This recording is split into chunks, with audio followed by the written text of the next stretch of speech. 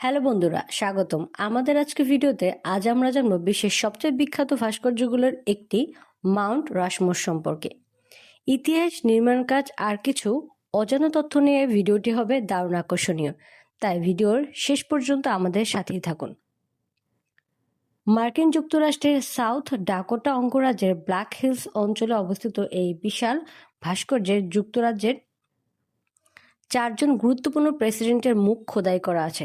তারা হলেন George Washington, দেশের প্রতিষ্ঠাতা ও প্রথম প্রেসিডেন্ট; থমাস জেফারসন, স্বাধীনতার ঘোষণাপত্র রচয়িতা; থিওডোর রুজভেল্ট, প্রগতিশীল সংস্কারক এবং পানামা খাল প্রকল্পের অন্যতম চালক; আব্রাহাম লিঙ্কন, দাসপ্রথা বিলোপকারী ও গৃহযুদ্ধের সময় নেতৃত্ব দানকারী প্রেসিডেন্ট।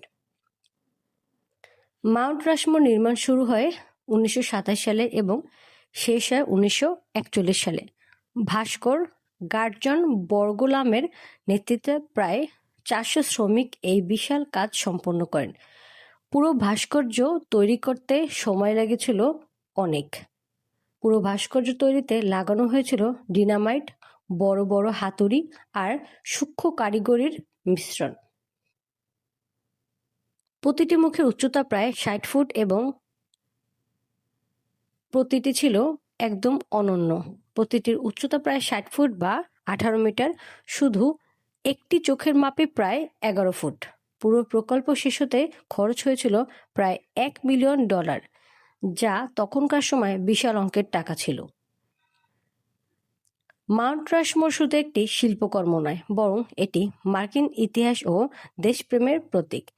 এখানে যুক্তরাষ্ট্রের 4টি গুরুত্বপূর্ণ অধ্যায়ের প্রতিনিধিত্ব করা হয়েছে: ওয়াশিংটন দেশের জন্মকে, জেফারসন গণতন্ত্রকে, রুজভেল্ট উন্নয়ন ও শক্তিকে এবং লিঙ্কন ঐক্য ও স্বাধীনতাকে প্রতীকভাবে তুলে ধরেছেন। মাউন্ট রাশমোর মূলত 6 জন প্রেসিডেন্টের মুখ খোদাই করা পরিকল্পনা ছিল, কিন্তু অর্থের অভাবে 4 জনে থেমে যেত। স্থানীয় নেটিভ আমেরিকানরা একে তাদের পবিত্র ভূমির উপর নির্মিত একটি প্রতীক মনে করেন, তাই এটি নিয়ে বিতর্কও রয়েছে। প্রতি বছর প্রায় 20 লাখ পর্যটক এখানে ভ্রমণে আসেন। রাতে বিশেষ আলোকসজ্জা আর অনুষ্ঠানের মাধ্যমে স্মৃতিস্তম্ভটিকে আরও দৃষ্টিনন্দন করে তোলে সেখানকার মানুষজন। বন্ধুরা, রাশমোর কেবল একটি ভাস্কর্য নয়, এটি ইতিহাস, শিল্পকলা আর জাতির প্রতীক। আপনারা কি মনে করেন, এমন বিশাল ভাস্কর্য কেবল যুক্তরাষ্ট্রেই সম্ভব, নাকি অন্য দেশেও হতে পারত?